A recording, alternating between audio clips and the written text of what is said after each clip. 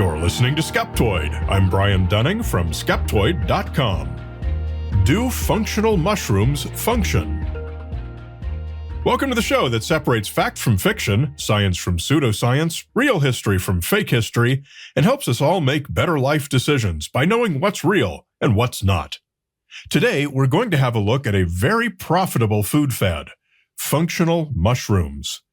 The global functional mushroom market currently stands at about $36 billion and is projected to grow at a compound annual growth rate of 8.8% until it more than doubles its current size by 2033.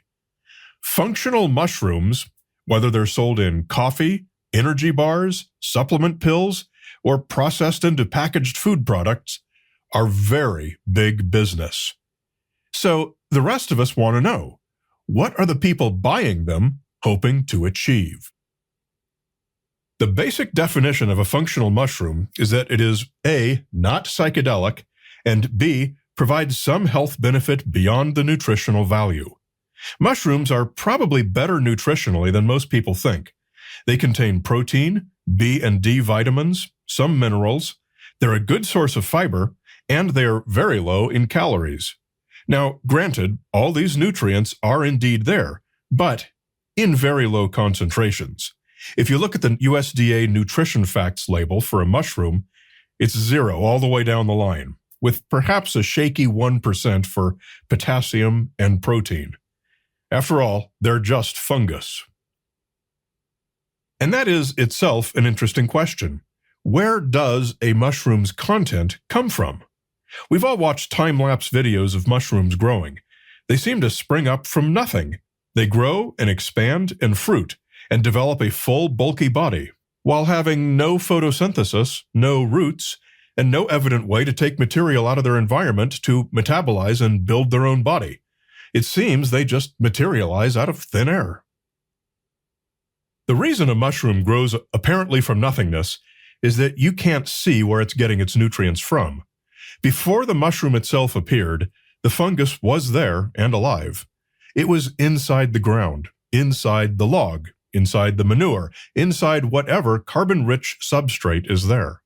It forms a mycelium network, which sends thread-like hyphae through the substrate. The mycelium releases hydrolytic enzymes, such as cellulase, to break down the substrate's polymers into sugars and amino acids, and the hyphae absorb and transport these. So, in fact, a mushroom does have roots, of a sort, just nothing like those of a tree. The mycelium might stockpile all these nutrients for weeks, until one day it produces a fruiting body. And this is what a mushroom is, the fruiting of a mycelium. This is why a mushroom, with no obvious source of food, gives the impression of appearing and growing out of thin air. So we see that it's perfectly rational for a mushroom to have decent nutritional value. But proponents assert that a functional mushroom also confers health benefits beyond just this. But what benefits are those? Well, unfortunately, claims are generally pretty vague. They're part of a whole trend of so-called functional foods, which are generally conventional foods fortified with some supplement or popular wellness-associated ingredient. You need not go far to find functional dairy, functional eggs, functional oils, functional cheese, functional snacks, functional beverages, functional margarine, even functional processed meats. So we should not be surprised to find functional fungus. The basic process we take to assess the claims made about these products is in 3 steps. Number 1, what are the specific health claims being made? This is often easier said than done, because the majority of such products are sold with claims that are too vague to test, such as supports cardiovascular health, where supports is a weasel word that shies away from claiming that this product is a primary mechanism. We also see things like helps promote a healthy anything, which is equally evasive. We see enhances digestion or may reduce the risk of something, which is the same as saying nothing. I may be Superman. And of course, there's always the ubiquitous helps support the immune system, just like the air you breathe and the water you drink. Bottom line is that specific testable claims are often very hard to come by. I found one product that was bold enough to claim it, quote, supports healthy insulin levels already within a normal range. Wow, a miracle. Number 2, does this food actually contain some ingredient that's a plausible mechanism for the health claim? If the claim was prevents scurvy, and the food does indeed contain a good amount of vitamin C, well, then we have a plausible mechanism. And then we have all the countless probiotic foods. And as we found in Skeptoid number 801 on probiotics, it turns out that by the time the food is manufactured, stored, shipped to retailers, put on display, purchased, and taken home, there is a near zero chance that any live cultures remain. So a probiotic is an example of a food that probably does not contain the ingredient responsible for the claimed health benefit. Number 3, is the health benefit supported by the data? In the few cases where we can identify a health claim specific enough to test, it's possible to do a controlled study and see if the product actually does produce the claimed benefit to a degree of statistical significance compared to placebo. This is quite the unicorn, simply because it's so rare for these so-called functional foods to actually do anything specific enough that the seller is willing to state it. The rarity of such empirical support should really be your first red flag when considering any functional foods. So, we find ourselves faced with these 3 peaks to conquer, each seemingly more insurmountable than the last. But at least it gives us a roadmap for our journey of discovering the truth behind functional mushrooms. Do they indeed convey some health benefit beyond their known and established nutritional benefit? Or are functional mushrooms nothing more than what a cursory skeptical glance would tell us they are? Regular mushrooms with a tiny but measurable nutritional benefit. Let's begin by having a look at which mushrooms are proposed to be functional. The top 6 that are all over the internet, along with their primary claim to being functional, are the lion's mane, believed by some to significantly aid nerve regeneration, possibly even reverse neurodegenerative diseases. Reishi. In addition to a tidal wave of the usual vague wellness claims, some say reishi can speed up the body's fight against cancer tumors by stimulating the production of white blood cells. Chaga. Some say it can protect the liver from certain liver diseases. Cordyceps. In addition to being the fungus that turns people into zombies in the video game franchise and streaming series The Last of Us, Cordyceps is claimed to increase the body's production of ATP, which can improve athletic performance. Turkey tail. One study has shown that a turkey tail-based gel had significant protective effects against the human papillomavirus in women. And shiitake. This one is universally listed as a functional mushroom, but I found no consistent claims for any benefits at all beyond the nutritional ones. And just to be clear, I've listed only one claimed benefit for each that was, as far as I could tell, unique to that particular genus of mushroom.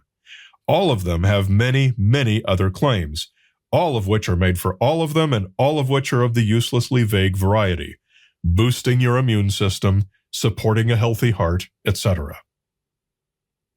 Now, most of these claims for functional mushrooms are as treatments for diseases.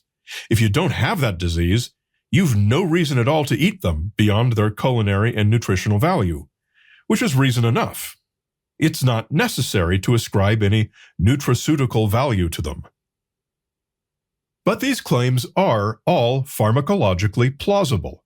A huge number of drugs on the market today come from molecules found in nature, and some are even derived from molecules that did come originally from fungi, such as mushrooms and molds. Perhaps the best known example are statins, the drugs typically used to reduce cholesterol. Fingolimod, a drug used to treat multiple sclerosis, came from a fungus. Mycophenolic acid, an immunosuppressant for organ transplant patients, was isolated from fungi in the Penicillium genus. Even a class of antifungal drugs, echinocandins, was originally derived from fungi in the Aspergillus and Coleophoma genera. And this list goes on and on. Thus, it's not just plausible, but actually likely that fungi such as lion's mane, reishi, chaga, cordyceps, and turkey tail do contain molecules that could lead to new drugs. But, and this is a very important but, simply eating a mushroom is not the same thing as taking a drug derived from a molecule in that mushroom. Not even close. Even if the drug works, eating the mushroom would probably have no effect at all. Here's why. When a microbiologist identifies a molecule and isolates it, they then have to produce enough of it to test against pathogens. This is a lengthy and complex process. Then it's tested against all kinds of pathogens to see where it might be effective. Then it needs to be purified, standardized, and concentrated so that safety testing can be done, side effects identified, and dosages established. This way, when you take the final drug product, we know exactly what you're getting. We know that it's safe and what it targets and how. Conversely, when you just eat a mushroom, you're ingesting a complex mixture of nutrients, fibers, and a variety of bioactive compounds, some of which may have the desired pharmacological effect, while others could be inactive or even harmful. The desirable molecule is only present in extremely low and variable amounts that will change from mushroom to mushroom, depending on things like growing conditions and preparation methods, as well as simple individual variability. Eating a mushroom in hope of gaining a medicinal benefit would be akin to taking an aspirin tablet compared to dropping one in the mud and scooping up and swallowing a whole handful of that mud. Moreover, when we go back and look at our 5 mushrooms and their claimed benefits against certain diseases, these benefits are not even proven. Studies supporting the claims do exist in many cases, but they are generally small, low quality, and not replicable. When they are, rest assured that companies will fall over themselves to turn those molecules into useful drugs. So when we look at the products for sale today, coffee, hot chocolate, creamer, energy bars, it's a long list.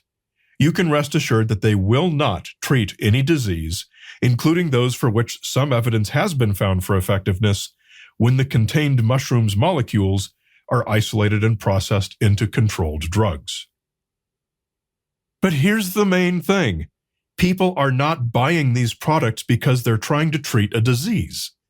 They are buying them because they've been duped by wellness industry messaging using medically meaningless terms like boost your immune system and supports cardiovascular health. A cookie does those things too, because it also has nutritional content. Functional mushroom food products are unlikely to do you any harm. So if you enjoy them, fantastic. Eat up. But please don't suppose these allegedly functional properties will do anything for you at all. They won't. We continue with more on cordyceps as portrayed in The Last of Us in the ad-free and extended premium feed. To access it, become a supporter at skeptoid.com/go-premium.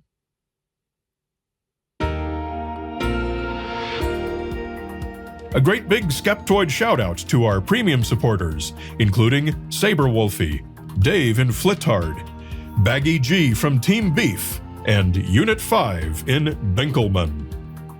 If you're a student or a teacher, don't forget our student question episodes. Record any question, and I'll play it and answer it for you right here in a special episode. Come to Skeptoid.com and click on Student Questions. Are you an educator? Have you seen our Teacher's Toolkit? It's a way to share all the best Skeptoid episodes with your classroom in a secure, organized, and controlled way. Come and check out our 3-minute video explainer to see how it works at skeptoid.com/teachers. Skeptoid is a production of Skeptoid Media. Director of Operations and Tinfoil Hat Counter is Kathy Reitmeyer. Marketing Guru and Illuminati Liaison is Jake Young. Production Management and All Things Audio by Will McCandless. Music is by Lee Sanders. Researched and written by me, Brian Dunning. Listen to Skeptoid for free on Apple Podcasts, Spotify, Amazon Music, or iHeart. You're listening to Skeptoid, a listener-supported program. I'm Brian Dunning from Skeptoid.com.